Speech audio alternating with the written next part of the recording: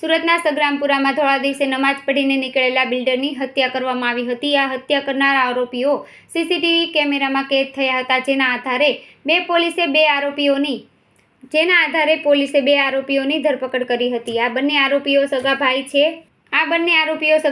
છે. આજે પોલીસ દ્વારા બંને ઘટના સ્થળે લઈ જવાયા હતા. સરઘસ કઢાયું હતું, સાથે જ ઘટનાનું રિકન્સ્ટ્રક્શન કરવામાં આવ્યું હતું.